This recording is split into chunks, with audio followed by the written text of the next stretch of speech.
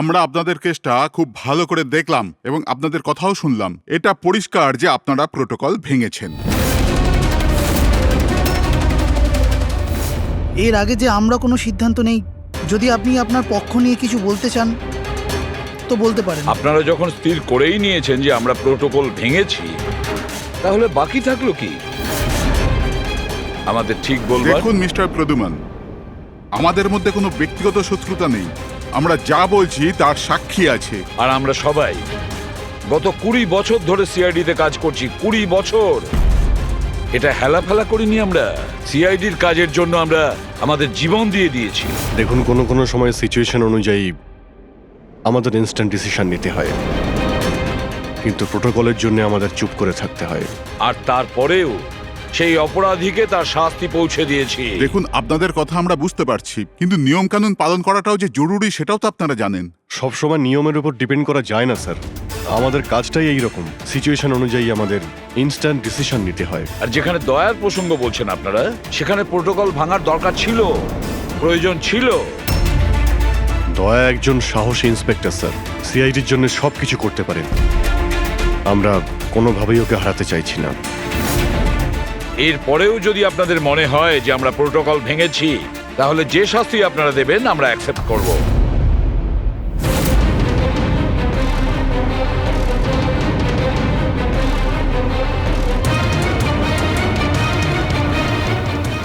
দেখুন, আমরা আপনাদের কথা মেনে নিচ্ছি, কিন্তু নিয়ম তো আপনারা ভেঙেছেন। আর নিয়ম তো ফলো করার জন্যই হয়, আপনারা তো আর আইনের থেকে ঊর্ধ্বে নয়। এই জন্য আমরা এই সিদ্ধান্ত নিয়েছি যে আপনাদের টিমটাকে ভাঙা হবে না, আপনারা কন্টিনিউ করতে পারেন। Thank you very much. কিন্তু আজ থেকে আপনাদেরকে মনিটর করা হবে। আপনাদের সমস্ত কেস একজন সুপারভাইজিং অফিসার মনিটর করবে, যাকে আমরা নিয়োগ করেছি।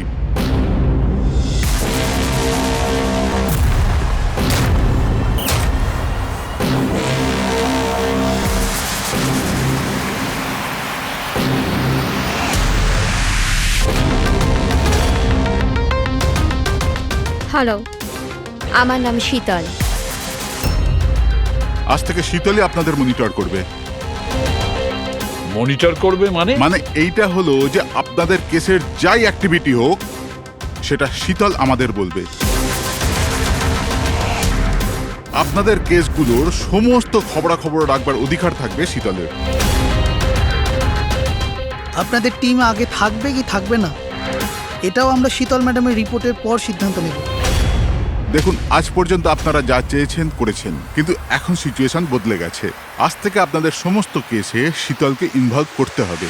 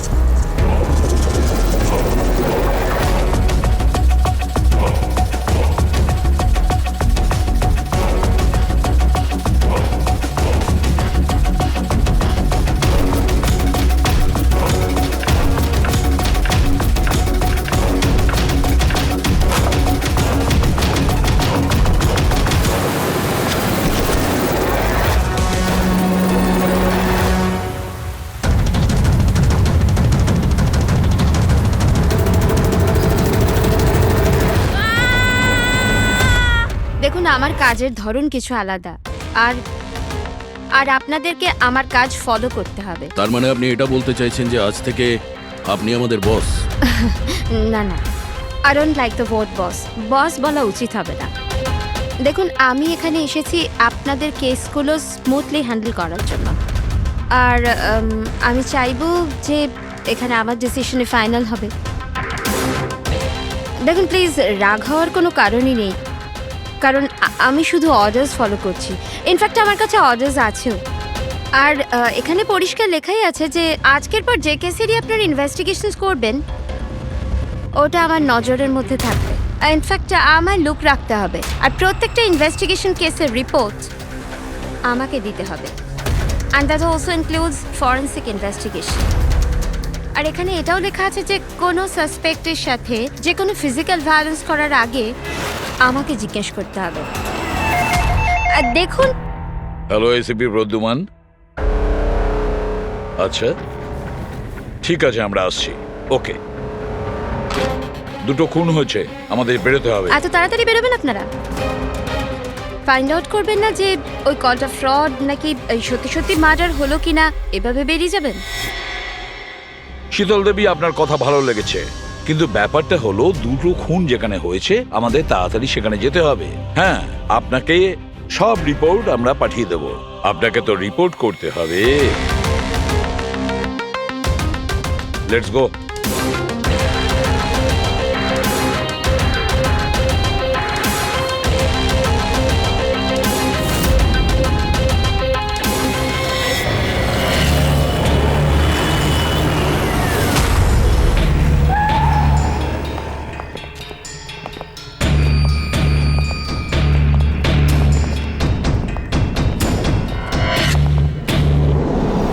কোথায় খুন হয়েছে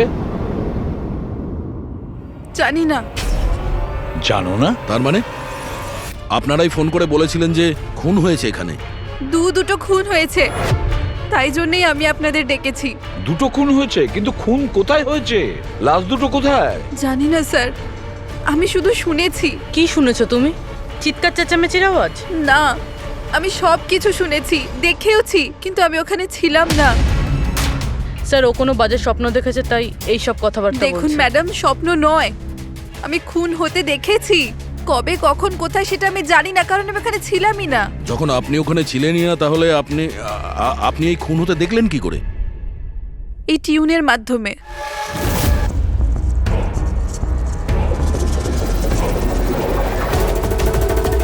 এই বিটটায় অনেক বৃষ্টি হচ্ছে, আশেপাশে গাছ আছে আর একটা ভাঙা বোটও আছে। এই ড্রামটায় কেউ এই লোকটাকে টেনে নিয়ে যাচ্ছে, আর এই বিটটাতে ওই লোকটা ওকে পাথর দিয়ে মাথায় মারছে। আচ্ছা, তুমি ওদেরকে খুন হতে দেখেছো মিউজিকের পার্ট শুনে? এটা হয়নি তো যে এগুলো তোমার শুনে কিছু ভেবেছো, আন্দাজ করেছো? স্যার, আমি গেস করিনি। এই মিউজিক আমি দেখতে পাচ্ছি। কিন্তু মিউজিকে খুন হতে দেখা কিভাবে সম্ভব? ম্যাম, অনন্যার শরীর খারাপ তাই এরকম কথা বলছে। আপনি কে? স্যার, আমার নাম লতা, আমি এখানকার ম্যাট্রন। আমি ওকে ছোটবেলা থেকে চিনি, যখন থেকে ও অরফেনেজে এসেছে। কি অসুখ হয়েছে অনন্যার? স্যার, ওর সিনেস্থেসিয়া আছে। সেনেথেসিয়া? ম্যাম, একটা কন্ডিশন আছে। নর্মাল কন্ডিশনের মানুষরা মিউজিক শুনতে পায়, কিন্তু এই কন্ডিশনে মানুষ মিউজিক শুনতে শুনতে ভিজুয়ালও দেখতে পায়, আর মিউজিক শুনতে শুনতে ভিডিওর মতো দেখতে পায়।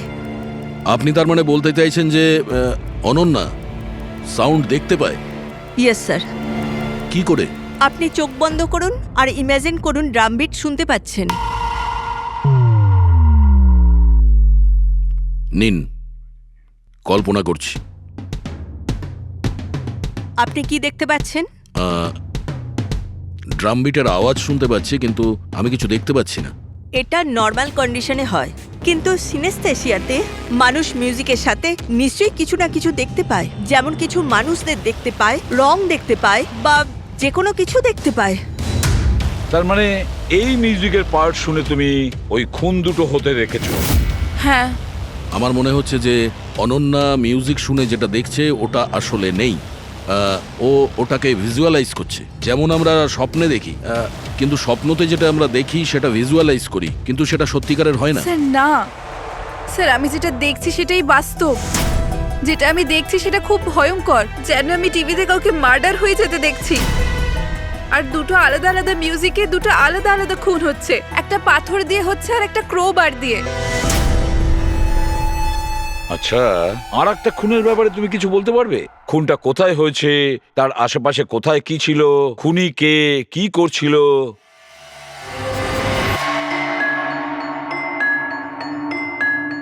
আশেপাশে পাহাড় আছে, একটা লোক নিচে পড়ে আছে, নিজেকে বাঁচানোর চেষ্টা করছে। স্যার ও এসে গেছে স্যার ও ওকে মারছে ক্রোবার দিয়ে স্যার বারবার মেরে যাচ্ছে। ব্যাস, খুনির ফেস তুমি দেখোনি।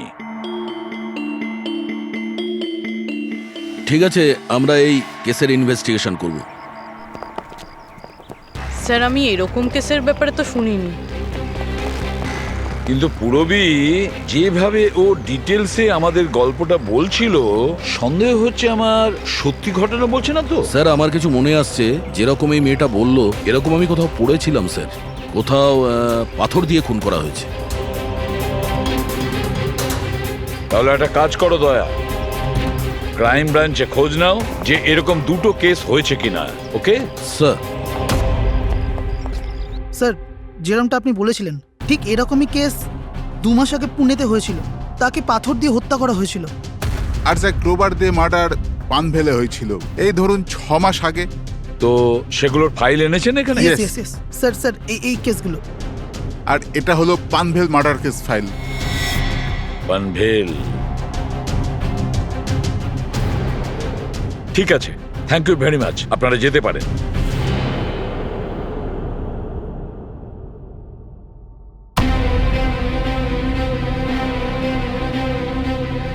আমি খুন হতে দেখেছি, আশেপাশে গাছ আছে আর একটা ভাঙা বোটও আছে। যেটা ভিজুয়ালে দেখেছিল সেটা একদম হুবহু ওই রকম স্যার। তার মানে ও যা বলছে তার সঙ্গে মিলে যাচ্ছে। অদ্ভুত ব্যাপার স্যার, এই দুটো ঘটনার কথা আজ মিউজিক শুনে অনন্যা ভিজুয়ালাইজ করেছেন, কিন্তু এই দুর্ঘটনা দুটো একটা 6 মাস আগে আর আরেকটা তো 2 মাস আগে হয়েছে। এটি কিভাবে সম্ভব? যে মেয়েটা এই ক্রাইম সিনে ছিলই না, সে সব কিছু ভিজুয়ালাইজ কি করে করলো? আমি মানি না। আর বাই দ্য ওয়ে, এই সিনেস্থেসিয়া কি? আসলে এটা বোঝানো খুব কঠিন, কিন্তু আমি চেষ্টা করছি বোঝানোর।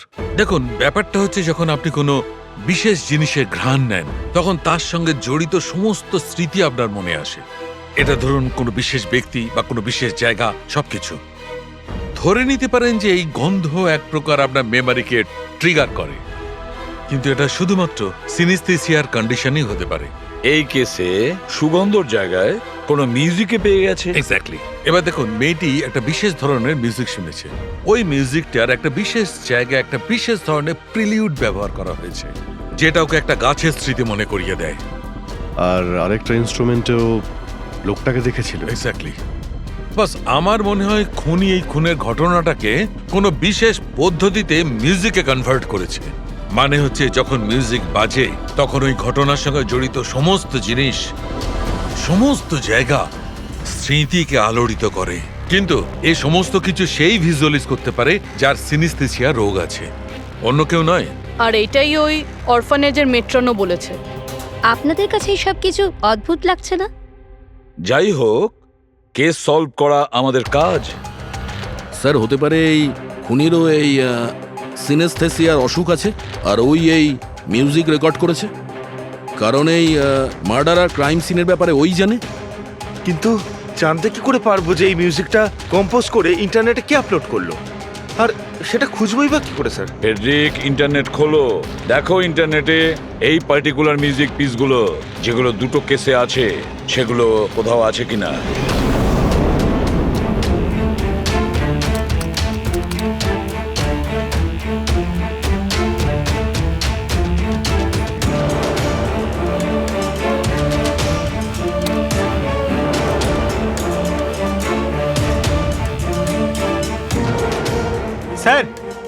স্যার পেয়ে গেছি স্যার, দুটো টিউনই একই গানের। একটা ইন্ডিয়ান টিম বানিয়েছে। ডেকে নাও ওই ব্যান্ডের লোকেদের। Okay sir. ওকে, আপনারা আপনাদের ইনভেস্টিগেশন করতে থাকুন, আমি একটা অন্য কাজ সেরে আসছি।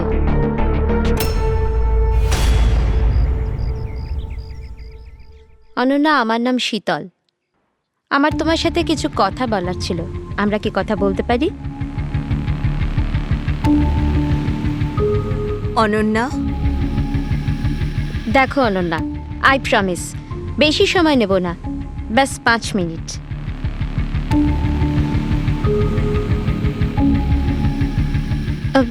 ও কিছু বলছে না কেন? ম্যাম ওই খুব ভয় পেয়ে আছে। ওই ঘটনাটা ওর মাথায় খুব প্রভাব ফেলেছে। ও নর্মাল হতে কিছুটা সময় লাগবে। ওকে। আমার অনন্যার ব্যাপারে এখানে লোকের সাথে কিছু কথা বলতে হবে। পসিবল? হ্যাঁ প্লিজ। মিউজিক টিউন থেকে খুন, এটা কিভাবে সম্ভব স্যার? পসিবল আছে। সিনেস্থেসিয়ার একজন পেশেন্ট তোমার এই মিউজিক পিস শুনে একটা খুনের ব্যাপারে ভিজুয়ালাইজ করেছে, বুঝেছো? তোমার ওই মিউজিক পিসে কোনো খুনের রহস্য লুকিয়ে আছে। আর আমাদের মনে হচ্ছে খুনি সেই যে এই টিউন বানিয়েছে। আমরা খুন করিনি। আর আর সত্যিটাই হলো যে এই টিউন আমরা কম্পোজই করিনি। এই টিউন আমরা ফ্রি সাইট থেকে ডাউনলোড করেছিলাম। কোন সাইট থেকে ডাউনলোড করেছিলে দেখাও। দেখুন স্যার, এই দেখুন স্যার। স্যার এই টিউনটা আমাদের পছন্দ হয় তাই ডাউনলোড করে আমরা গানে দিয়ে দিই। কে আপলোড করেছিল এই টিউনটা? স্যার এটা অজ্ঞাত, অ্যানোনিমাস। অজ্ঞাত? আমাদের সেই অজ্ঞাতকে খুঁজতে হবে। ম্যাম ও আমাদের স্টাফ। ও হলো পূজা, ও হলো রমেশ, ও আরতি। এমনিতে ও এনজিওতে কাজ করে, কিন্তু আমাদের এখানে প্রায়ই আসা যাওয়া করে। আপনাদের কিছু বলার ছিল অ্যাকচুয়ালি অনন্যার ব্যাপারে। আপনারা কি অনন্যার ব্যাপারে কিছু বলতে পারেন আমার? যেমন ও কোথা থেকে এসেছিল, কবে এসেছিল, আর ওভারঅল অরফানেজে অনন্যার ব্যবহার কেমন? অনন্যা খুবই অদ্ভুত মেয়ে, সব সময় যেন ডিস্টার্ব থাকে। ও এখানে কবে এসেছিল? ছোটবেলা থেকেই, কিন্তু ওকে ভিন্ন ভিন্ন দুবার লোকে অ্যাডপ্ট করেছিল, কিন্তু জানি না কেন কিছুদিন রাখার পর আবার এখানে এসে ফিরিয়ে দেয়। কেন? এর কারণ? নিশ্চয়ই ওর খারাপ ব্যবহারের জন্য, ওর মাঝে মাঝে ঝগড়া করার জন্য, মাঝে মাঝে ভায়োলেন্ট হয়ে যেত। ব্যাস এই অভ্যেসটা ওর ছোটবেলা থেকেই ছিল। কি ভুলভাল বলছো তুমি? অনন্যা এমন নয়, এসব ভুল বলছে। ম্যাম সত্যি আমি এখানে প্রায়ই আসা যাওয়া করি, কিন্তু কখনো অনন্যাকে এমন আচরণ করতে দেখিনি। ও সবই ভুল বলছে। তো তাহলে সত্যিটা কি? সত্যিটা এটাই, অনন্যা ছোট থেকে খুব কষ্টে বড় হয়েছে। হ্যাঁ, এর জন্য কখনো কখনো ও অদ্ভুত ব্যবহার করে থাকে। অদ্ভুত ব্যবহার নয় ম্যাডাম, এটা ভেবে নিন অনন্যাকে যদি কেউ ক্রস করেছে তাহলে ওর সাথে দুর্ঘটনা হবেই হবে। এই তো আগের মাসে অরফানেজের বাচ্চাদের সাথে কি হয়েছিল মনে নেই নাকি? কেন ভুলভাল বলছো? কি হয়েছিল বলো। ম্যাম আগের মাসে একটা বাচ্চার ফুড পয়জন হয়ে গেছিল, আর ওই দিনই ওর ঝগড়া অনন্যার সাথে হয়েছিল। আচ্ছা, তার মানে তুমি বলছো যে এটা অনন্যা করেছে? হ্যাঁ। ভেবে চিন্তে কথা বলো রমেশ, খুবই বাজে কথা বলছো অনন্যার নামে। মেট্রন, অনন্যাকে অরফানেজ থেকে দুটো ফ্যামিলি অ্যাডপ্ট করেছিল, কিন্তু তারা ফেরত পেয়ে যায়। এর পিছনে কোনো কারণ তো থাকবেই। হয়তো অনন্যারই কোনো দোষ ছিল, খামতি ছিল। আমি মানতে পারলাম না। এনিওয়ে, অনন্যার ব্যাপারে কি কোনো ফাইল আছে যেখানে ওসব ডিটেলস আছে? সেটা কি আমি দেখতে পারি? হ্যাঁ নিশ্চয়ই।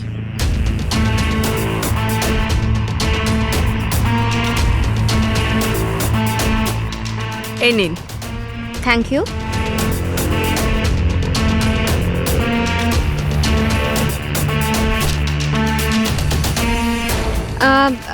থ্যাংক ইউ মেট্রন, কিন্তু আমাকে এখনই বেরোতে হবে। আচ্ছা, আমি এই ফাইলটা কদিন বাদে ফেরত দিলে কি চলবে? হ্যাঁ।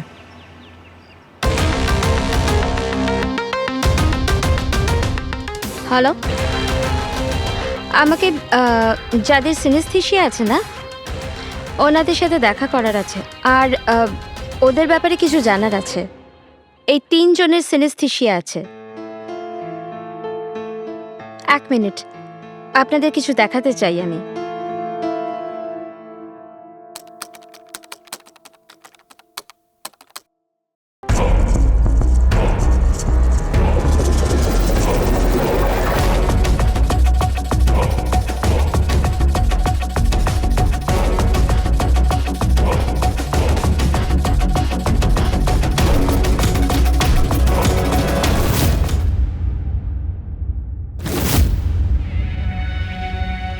এখন আপনি বলুন, আপনি এই টিউনটা শুনে কি ভিজুয়ালাইজ করলেন? ম্যাম আমি একটা বড় ঘাস ভর্তি মাঠ দেখলাম, সেখানে গরু ঘাস খাচ্ছিল আর সূর্য পরিষ্কার দেখা যাচ্ছিল। আমি একটা নদী দেখলাম, ওখানে নৌকো ছিল, আর আমি দেখলাম কিছুজন আগুন জ্বালিয়ে বসেছিল। ইন্টারেস্টিং। চলুন আপনাদের মধ্যে আপনি বলুন, আপনি কি দেখলেন? শহর শহর দেখেছি আমি, ওই ভিড়ভাট্টার জায়গা আর উঁচু উঁচু বিল্ডিং আর ওগুলোর উপর বিজ্ঞাপনের লাইট লাগানো। Interesting, 3 different interpretations. ভালোই হলো, আপনারা দেখলেনও আর নিজেদের কানে শুনলেনও। 3 জন যাদের সিনেস্থেশিয়া আছে তারা একই টিউন শুনেছিল, কিন্তু 3টে আলাদা ভিজুয়ালস দেখলো। আর ওই মিউজিক শুনে খুন হতে দেখেছে। এক্স্যাক্টলি, দুনিয়াতে একজনই মানুষ আছে যে এই মিউজিক টিউনটাকে খুন দিয়ে ইন্টারপ্রেট করেছে। কে? খুনি নিজেই, আর ওই খুনি আর কেউ নয়, অনন্যা। হোয়াট? এটা আপনি কি বলছেন? ওই মেয়েটা নির্দোষ? দেখুন এসিপি স্যার, কেস প্রমাণ দিয়ে সলভ করা হয়, ভাবনা দিয়ে নয়। আর আমি ভাবনায় বয়ে যাওয়ার ভুল করিনি। আমি অরফানেজে গিয়েছিলাম, আর ওখানে গিয়ে জানতে পারলাম যে অনন্যাকে 2টো ফ্যামিলি অ্যাডাপ্ট করেছিল। কিন্তু ব্যাস কদিন পরেই 2টো ফ্যামিলি অনন্যাকে অরফানেজে দিয়ে গিয়েছিল। আর ওই 2জন লোক ওখানেই ছিল যাদের মার্ডার হয়েছিল আর যারা অনন্যাকে অ্যাডাপ্ট করেছিল। আমি অনন্যাকে অ্যারেস্ট করেছি আর ওকে নাবালক আদালতে পেশ করার ব্যবস্থা করেছি। আপনি আমাদেরকে না বলে না জিজ্ঞেস করে ওকে অ্যারেস্ট করেন কি করে? I don't need your permission ACP sir, আপনাকে বলার প্রয়োজন ছিল না। ও খুনি আর ওকে শাস্তি পেতেই হবে। আপনি ওই ক্রাইম সিনের ফটো আর পোস্টমর্টম রিপোর্ট দেখেছেন? অফকোর্স দেখেছি। তো হয়তো ভালো করে আপনি দেখেননি, না হলে ওকে আপনি অ্যারেস্ট করতেন না। খুনি অনেক শক্তি প্রয়োগ করেছিল খুন করার জন্য। একটা 15 বছরের মেয়ে 2জনকে এত নৃশংসভাবে খুন করতে পারে না। আপনার ওই মেয়েটাকে বাঁচানোর চেষ্টা করছেন। দেখুন, মেয়েটি নির্দোষ, আর আমরা কোনো নির্দোষের শাস্তি চাই না। অনন্যা খুনি, এর শাস্তি ওকে পেতে হবে, তাই আমাকে অ্যারেস্ট অর্ডার দিয়েছি। আর এটা আমার ডিসিশন, আর এটাই ফাইনাল ডিসিশন। আপনারা শুধু সময় নষ্ট করছিলেন। আর হ্যাঁ, এই মিডিয়াকে এই কেসটার ব্যাপারে জানাতে হবে। আপনারা প্লিজ মিডিয়াকে জানিয়ে দেবেন যে কেসটা সলভ হয়ে গেছে। আপনি যদি কেস সলভ করেন আপনিই বলে দিন, আমাদেরকে কেন বলছেন? ফাইন, নো প্রবলেম, আমি বলে দেব। কিন্তু এটা আপনারা আমার ওয়ার্নিং ভেবে নিতে পারেন, নয়তো আশা করছি এরপর থেকে আমার সমস্ত কথা আপনারা শুনবেন।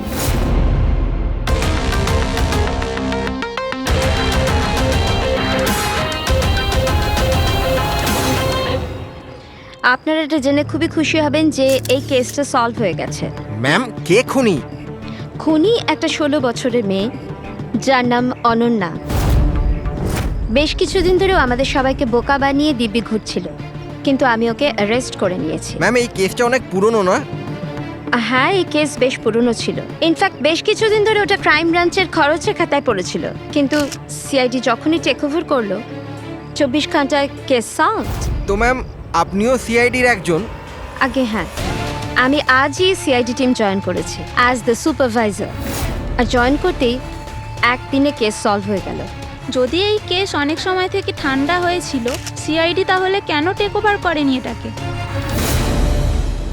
কারণ এই টিমে আগে আমি ছিলাম না, এই জন্যে। কিন্তু ম্যাম, অন্য অনেকে তো ছিল টিমে। হ্যাঁ, এনারা প্রায় 20 বছর ধরে আছেন আর মামলা তদন্ত করতেই থাকেন, কিন্তু আসলে ওনারা কখনো কখনো ভাবুক হয়ে যান। আর কোনো কেসে ভাবুক হওয়া মানে ইনভেস্টিগেশন থেমে যায়।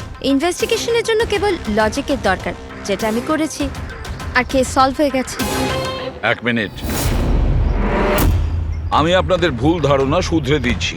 আসলে এই কেসটা এখনো পুরো সলভ হয়নি। হয়নি?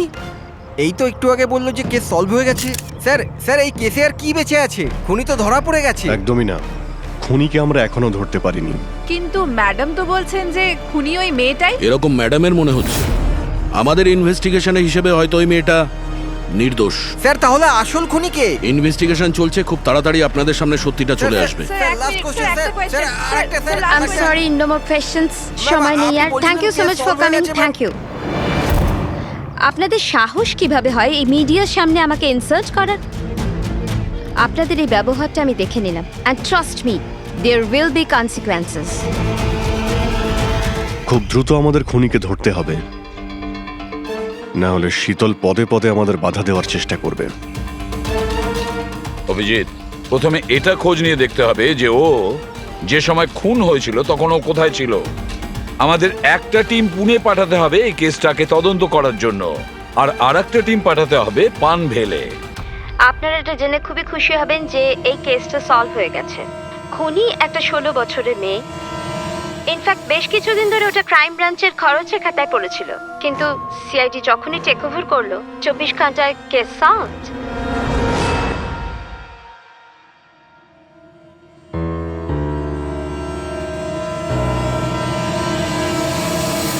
দেখুন 23শে ফেব্রুয়ারি বিকেল 4টে থেকে 7টার সময় অনন্যা কোথায় ছিল? সাধারণত তখন বাচ্চারা বাইরে যায় খেলতে, আর 9টার মধ্যে চলে আসে। আচ্ছা, অনন্যা অরফানেজ গিয়েছিল না বাইরে? না স্যার, অনন্যা এখানেই ছিল আর কোথাও যায়নি। এটা আপনি এত জোর গলায় কি করে বলছেন? এর জন্যই বলছি, কারণ আমার অনুমতি ছাড়া কোনো বাচ্চা বাইরে যেতে পারে না। কিন্তু কখনো কখনো অনন্যা কয়েক ঘন্টার জন্য অরফানেজ থেকে উধাও হয়ে যেত, এটাও তো বলো ওনাদের। স্যার, ও মিথ্যে বলছে। ও অনন্যাকে হিংসে করে। আমি কেন অনন্যাকে হিংসে করব? তাহলে ওকে বদনাম কেন করছো? আমাদেরকেও বলেছে এখানে কিছু কিছু লোকের পেছনে লাগে। স্যার, আমি শুধু অনন্যার ব্যাপারে আপনাদের খোঁজ খবর দিচ্ছিলাম। তাহলে এটাও বলো না যে আগের বছর অনন্যা তোমার নামে কমপ্লেন করেছিল। এর বিরুদ্ধে কেন? স্যার, ও এখানের বাচ্চাদের মারতো। অনন্যা ওর নামে কমপ্লেন করেছিল, সাসপেন্ডও হয়েছিল। তখন থেকে অনন্যাকে ঘৃণা করে।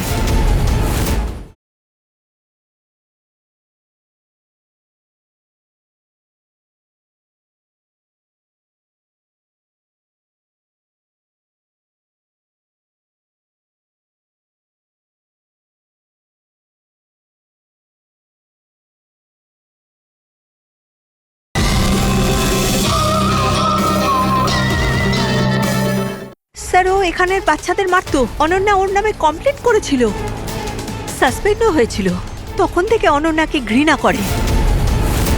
একটা কথা বলো, অনন্যাকে ওই মিউজিক পিস শুনতে কে বলেছিল? স্যার, ইনি। হ্যাঁ স্যার, অনন্যা মিউজিক পছন্দ করত। অনেকবার ওকে নানা ধরনের গান শুনতে দেখেছি। এর জন্য ওকে আমি মিউজিক শুনতে দিতাম। বুঝতে পারিনি এতে প্রবলেম হয়ে যাবে। আচ্ছা, আপনাদের মধ্যে কি কেউ মিউজিক ইনস্ট্রুমেন্টস বাজাতে জানেন? স্যার, আমি পিয়ানো বাজাতাম। স্যার, আমিও পিয়ানো বাজাই। আচ্ছা, একটা কথা বলুন, যেদিন পুনেতে খুন হয়েছিল সেদিন আপনারা কোথায় ছিলেন? আমরা সব বাচ্চাদের নিয়ে পুনা গিয়েছিলাম। সেদিন আপনারা সবাই পুনাতে ছিলেন? কি ছিল ওখানে? ওখানে একটা ইভেন্ট ছিল, তাই। স্যার, হ্যাঁ, এরা প্রত্যেকে সাধু সাজার নাটক করছে। একটা কাজ করি আমরা, এদের প্রত্যেকের কম্পিউটার চেক করো, দেখো কে এই মিউজিক পিস বানিয়েছে আর আপলোড করেছিল। কারণ যে এই মিউজিক পিস বানিয়ে আপলোড করেছে না, সেই খুনি হতে পারে।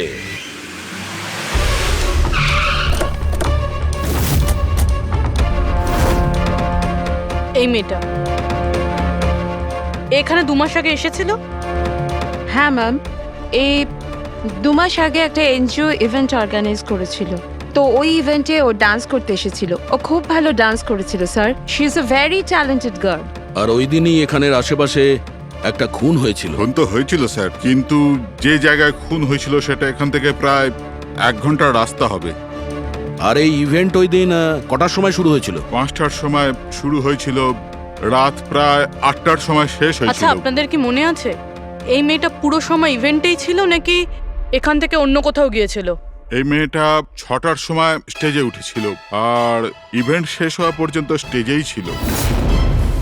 স্যার, মেডিকেল রিপোর্ট অনুযায়ী খুন 3টে থেকে 6টার মধ্যেই হয়েছে।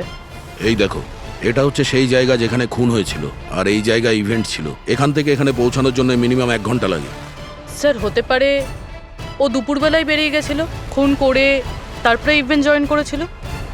আরে না না ম্যাম, এরকম কিছুই হয়নি। অ্যাকচুয়ালি ইভেন্ট শুরুর আগে আফটারনুনে রিহার্সাল ছিল, আর ওই মেয়েটা ওখানে 4টে পর্যন্ত ছিল, আর এরপর 5টা থেকে সমস্ত স্টুডেন্ট ব্যাক স্টেজে এক জায়গায় হচ্ছিল। 4টের সময় রিহার্সালে ছিল, হ্যাঁ। আর 5টার সময় ব্যাক স্টেজ। Yes. আর একটু আগে আপনি বললেন 6টার সময়ও স্টেজে ছিল। যদি এটা হয় তো অনন্যা খুন কি করে করবে?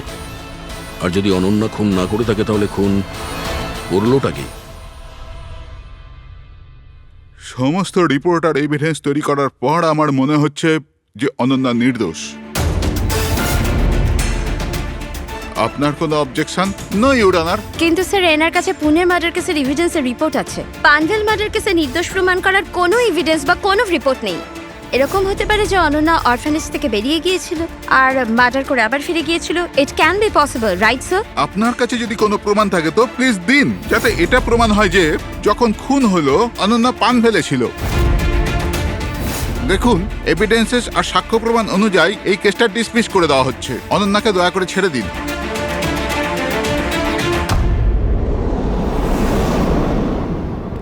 শাহরুখে কি জানতে পারলে? হ্যাঁ বস, বস ধরে নাও এই কেসটা সলভ হয়ে গেছে। শীতল আমাদের ডেমনস্ট্রেট করে দেখিয়েছিল যে সিনিস্থেসিয়ার দুটো আলাদা আলাদা রোগী একই ধরনের মিউজিক শোনার পরে আলাদা আলাদা ইন্টারপ্রিট করে থাকে। হ্যাঁ বস, আমি আমার বন্ধুর থেকে সবকিছু জেনেছি, যে এই ব্যাপারে এক্সপার্ট। ও আমাকে অন্য কথা বলল।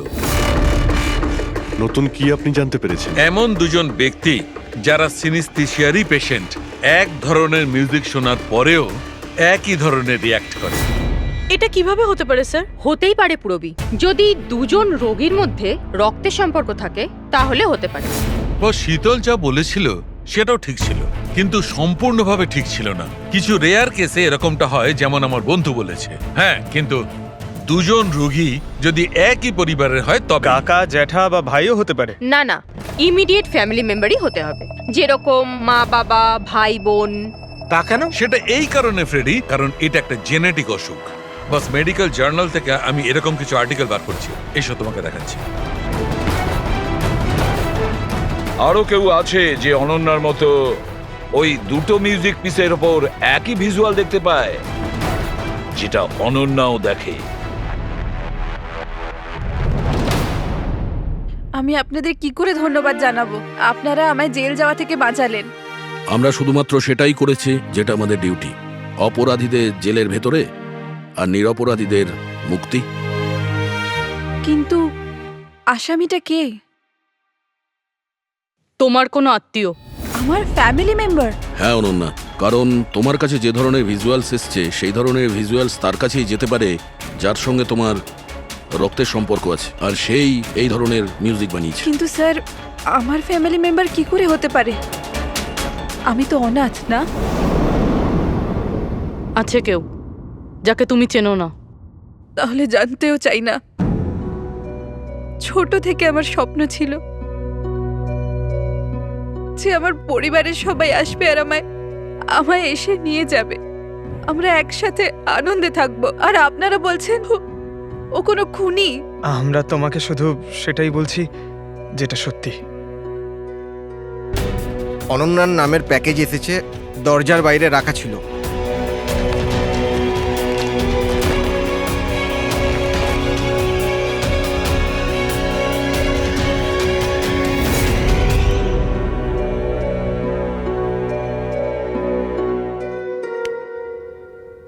Pen drive? পঙ্কজ,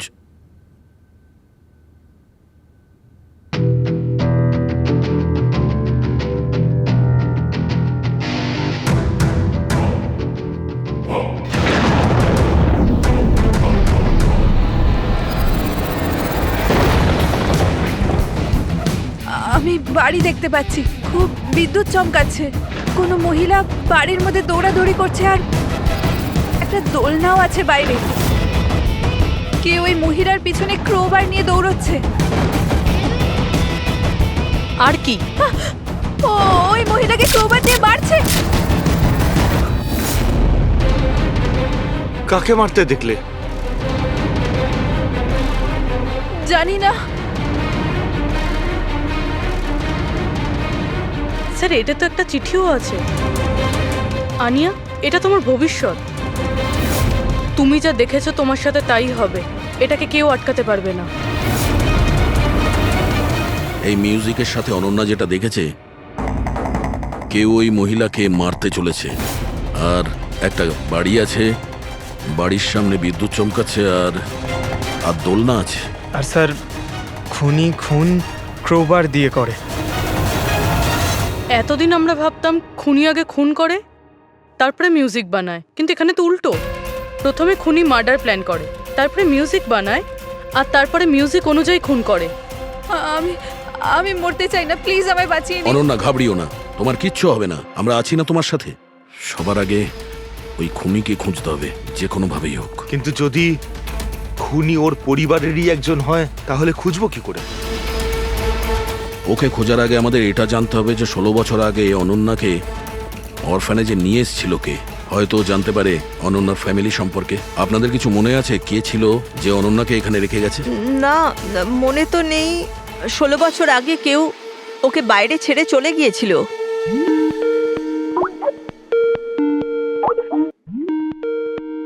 শীতল ম্যাডামের ফোন, ভিডিও কল করছে। হ্যালো, আমি বাস এটাই বলার জন্য ফোন করলাম যে ওই মেয়েটাই খুনি। সময় নষ্ট করবেন না আপনারা, প্লিজ ওকে গ্রেপ্তার করুন। শীতল ম্যাডাম, কোর্ট তার সিদ্ধান্ত জানিয়ে দিয়েছে, আর কোর্টের কি সিদ্ধান্ত সেটা আপনিও শুনেছেন। এই কোর্টের চক্করে আপনারা সময় নষ্ট করছেন। প্লিজ আপনারা ভুল, আর আপনাদের এটা মেনে নিতেই হবে। স্যার, স্যার এটা সেই বাড়ি। ওই বাড়ি? কোন বাড়ি? আমি এই মাত্র যেটা দেখলাম, ওই যেখানে খুন হতে চলেছে, ওই ওই গাছ দোলনা, এটাই ছিল স্যার। কোন জায়গার কথা বলছে মেয়েটা? শীতল ম্যাডাম, এখন আপনি কোথায় আছেন? আমি এখন আমার বাড়ির বাইরে। আর কোথায় থাকবো? আপনার প্রাণের সংশয় আছে। কি বলছেন আপনি অফিসার? আমার প্রাণ বিপদে আমাকে কে মারবে? দেখুন শীতল ম্যাডাম, উনি আপনাকে মারার জন্য মিউজিক কম্পোজ করেছে, যেটাও আমাদের পাঠিয়েছে, আর ওই মিউজিকের হিসাবে আপনার ঘরের কি লোকেশন। বাচ্চাদের মতো কথা বলছেন অফিসার? আমাকে ভয় পাওয়ানোর জন্য সব করছেন না, আর আমি ভয় পাচ্ছি না। আর আমাকে সব বলছেন আপনাদের কেসের পথে আমি বাধা চাই। শীতল ম্যাডাম, এই ব্যাপারে আমরা পরেও কথা বলতে পারবো। আমার কথা মন দিয়ে শুনুন। আপনি ইমিডিয়েট বাড়ির ভেতরে যান আর দরজা জানলা সব বন্ধ করুন। আর আমরা যতক্ষণ না ওখানে পৌঁছই, আপনি কারোর কথায় দরজা খুলবেন না। মানে? আমি আপনাকে পরে বোঝাবো, এখন আমি আপনাকে যেটা বললাম সেটা করুন।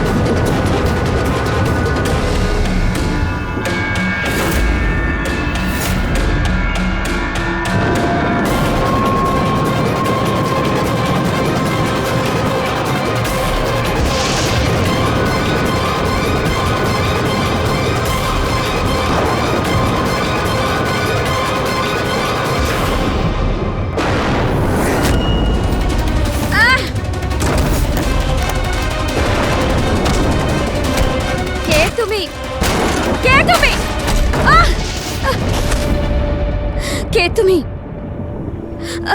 তুমি আমার উপর আক্রমণ করছো কেন? তুমি জানো না এর ফল কি হবে। আমি তোমাকে ছাড়বো না। আমার কাছ থেকে বেঁচে তুমি পালাতে পারবে না। কে তুমি? ওই দাঁড়া। আমাকে অফিসার।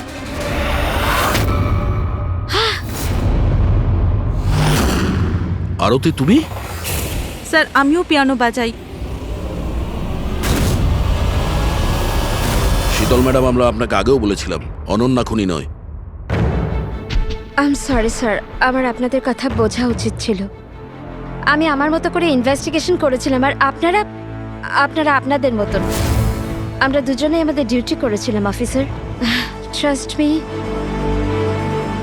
আমার ক্যারিয়ারে প্রথম হলো যে আমার জাজমেন্ট ভুল হলো। ওটা ঠিক আছে, আপনার মাথায় আঘাত না লেগেছে না না আমি ফ্রেডি অ্যাম্বুলেন্সকে ফোন করো তাড়াতাড়ি।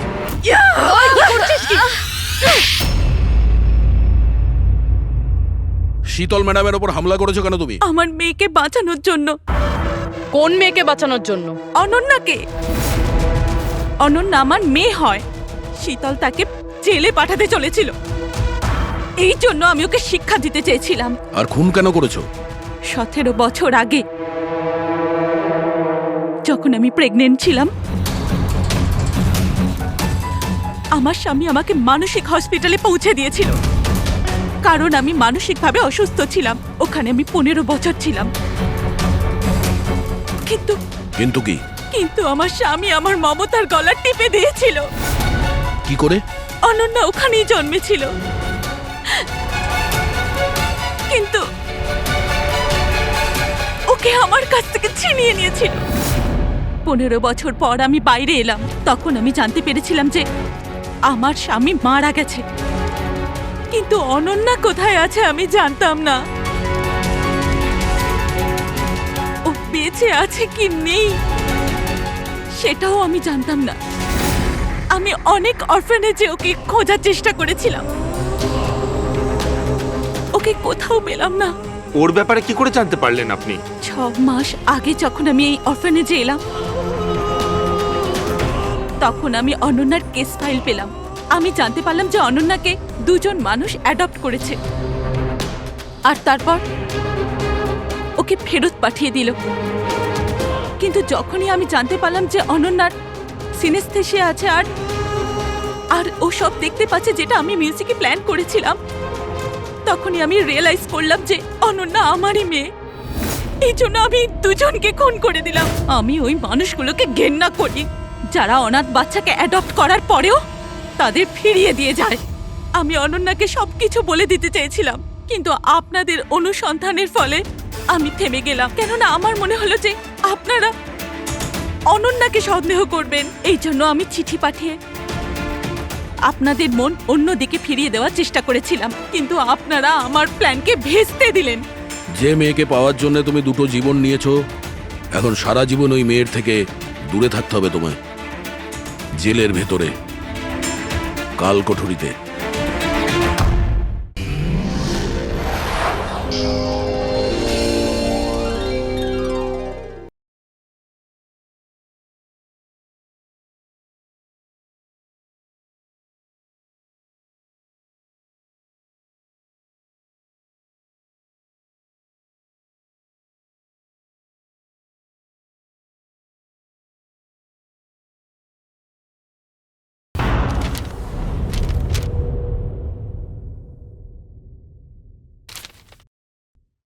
আমরা আপনাদের কেসটা খুব ভালো করে দেখলাম এবং আপনাদের কথাও শুনলাম। এটা পরিষ্কার যে আপনারা প্রোটোকল ভেঙেছেন।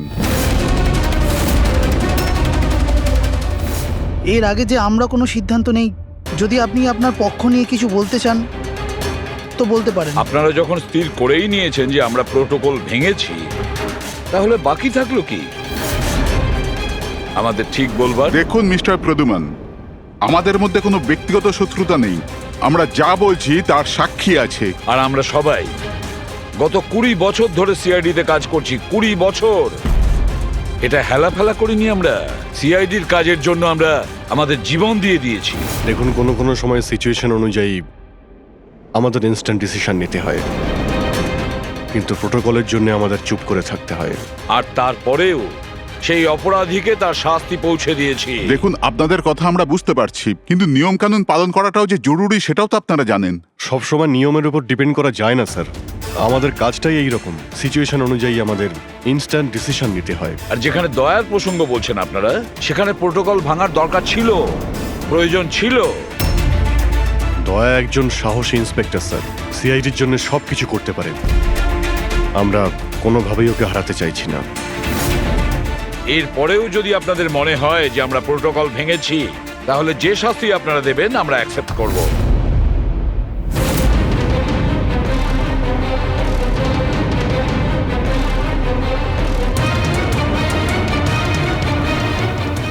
দেখুন, আমরা আপনাদের কথা মেনে নিচ্ছি,